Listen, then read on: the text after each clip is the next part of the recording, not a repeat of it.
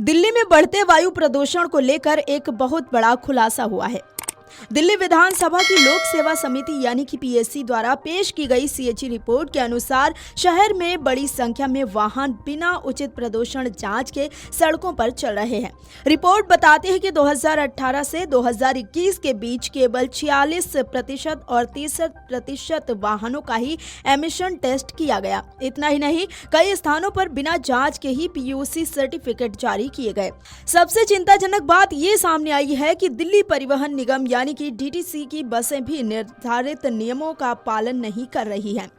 Report में बताया गया कि कई पीयूसी केंद्रों पर टेस्टिंग सिर्फ औपचारिकता बनकर रह गई है। लाखों डीजल और पेट्रोल सीएनजी वाहनों को बिना सही टेस्ट के प्रमाण पत्र दे दिए गए। इससे पूरी व्यवस्था की विश्वसनीयता पर सवाल खड़े हो गए हैं। दिल्ली में 953 पीयूसी सेंटर हैं, लेकिन उनका वितरण असमान है। इनमें 31% तो सिर्फ खास गाड़ियों जैसे बस ट्रक के लिए हैं। रिपोर्ट के अनुसार 2018 से 21 के दौरान 22.14 लाख डीजल गाड़ियों में से सिर्फ 24% का टेस्ट हुआ, जबकि 65.36 लाख पेट्रोल सीएनजी गाड़ियों में भी सिर्फ 1.08 लाख ही सही टेस्ट हुआ है। 10.61 लाख BS4 गाड़ियों में से 5,661 गाड़ियों को बिना टेस्ट पास कर दिया गया। कुछ सेंटर पर 1 मिनट में कई गाड़ियों का टेस्ट यानी फर्जी टेस्टिंग हुआ है।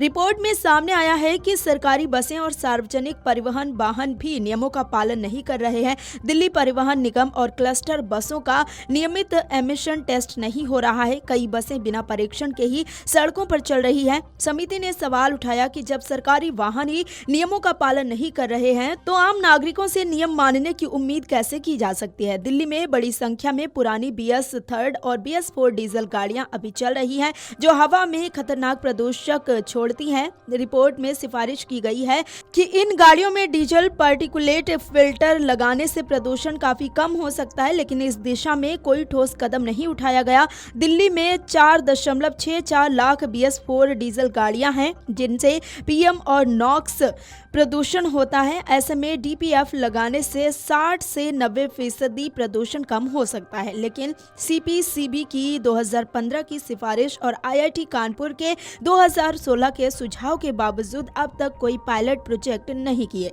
समिति ने सरकार को इस तकनीक को लागू करने की सलाह दी है। सीएजी की रिपोर्ट के अनुसार वाहनों की फिटनेस जांच के लिए दिल्ली में सिर्फ 2 प्रमुख केंद्र बुराड़ी और झुलझुली हैं, और वहां भी जांच ज्यादातर मैनुअल तरीके से होती है। आधुनिक ऑटोमेटेड टेस्टिंग सिस्टम की कमी के कारण वाहनों की सही स्थिति का आकलन नहीं हो पाता है। ऐसे में ऑटोमेटेड सेंटर अभी भी नहीं है और 4.1 लाख गाड़ियों की सालाना टेस्टिंग क्षमता में से 88% मैनुअल सेंटर पर होती है। परिवहन विभाग की प्रवर्तन शाखा में स्टाफ की भारी कमी भी रिपोर्ट में सामने आई। इसमें शाखा में 819 पदों पर सिर्फ 292 कर्मचारी हैं। 47% पीयूसी उल्लंघन दूसरे राज्यों के वाहन कर रहे हैं। 128 एंट्री पॉइंट्स में से सिर्फ 7 पर निगरानी हो रही है। 2018 से 20 में 52,711 धुएं वाले चालान और 44,089 पीयूसी न होने के चालान काटे गए, लेकिन स्टाफ कम होने से पूरा कवर नहीं हो पाता है।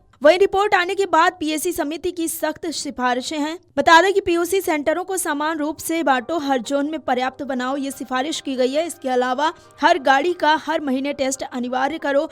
SMS रिमाइंडर और चालान शुरू करो। रिमोट सेंसिंग डिवाइस तुरंत लगाओ ताकि सड़क पर चलते चलते टेस्ट हो सके। ऑटोमेटेड सेंटर बढ़ाओ। मैनुअल टेस्टिंग खत्म करो। पुरानी डीजल गाड़ियों में DPF फिल्टर अनिवार्य लगाओ। समय खत्म कर चुकी पुरानी गाड़ियों को तुरंत स्क्रैप करो। RVSF बढ़ाओ। प्रवर्तन शाखा में स्टाफ बढ़ाओ और 24/7 निगरानी करो। Video desk amarujala.com।